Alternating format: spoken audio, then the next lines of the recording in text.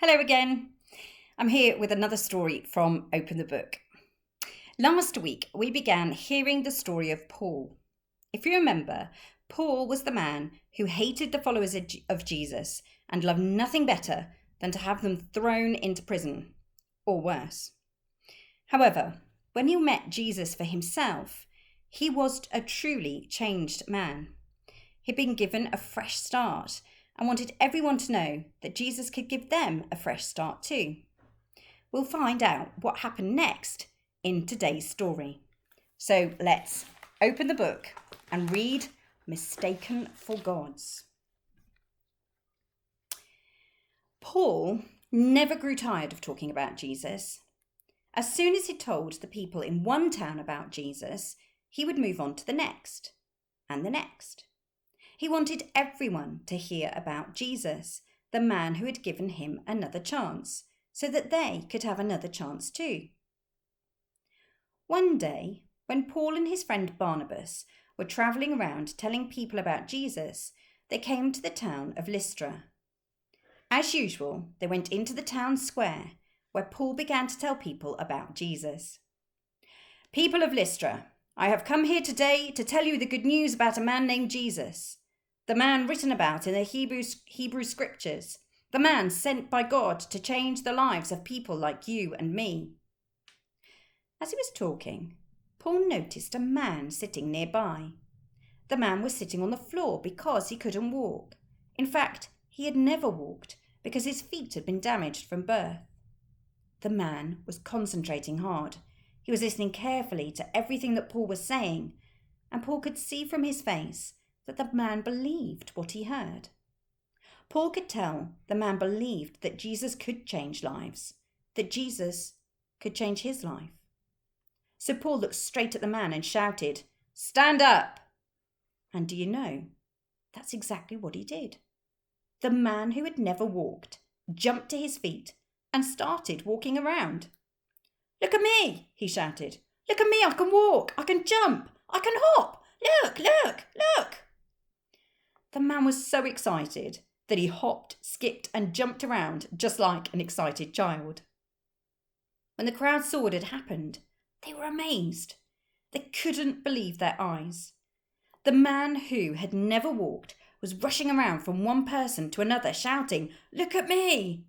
And look at him, they did. The people reckoned that only gods could do such amazing things. So they shouted, "The gods have turned into humans and come to visit us." They thought Barnabas was Zeus, the king of the Greek gods, and they thought that Paul was Hermes, the messenger of the Greek gods, because he was doing all the talking. They were so convinced that Barnabas and Paul were really Greek gods that the priest arranged for a big celebration to honour them. When Paul and Barnabas found out about the celebration, they were so upset. They ran out to meet the crowd, shouting, "Men, why are you doing this? We're not gods. We're just ordinary men like you. Don't you know there's only one God, the living God, the God who made the sky, the earth, the sea and everything in them? The God who blesses you with rain from heaven and makes your crops grow. The God who gives you food and makes your hearts glad." The more Paul spoke, the more convinced the people were that he and Barnabas were Greek gods, and the more they wanted to bow down and worship them. Just then, some Jewish leaders from nearby towns arrived. They didn't like Paul, and they didn't like the things he was teaching.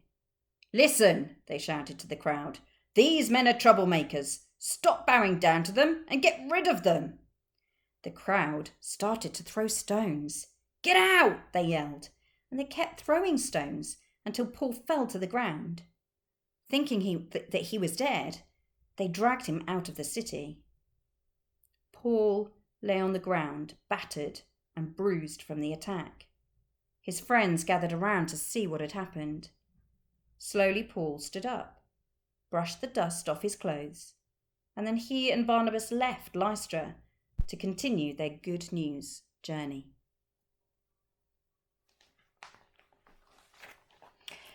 Oh dear, Paul and Barnabas really got themselves into trouble, didn't they? The problems began when the lame man began to walk. They knew it was God's power that had healed him, but the crowd thought Paul and Barnabas themselves had special powers. But despite all the problems, the two men were determined to carry on. Let's close our eyes and think about the story. Paul and Barnabas were treated very unfairly at Lystra. It must have been hard for them. They got into trouble when it had all just been a big misunderstanding.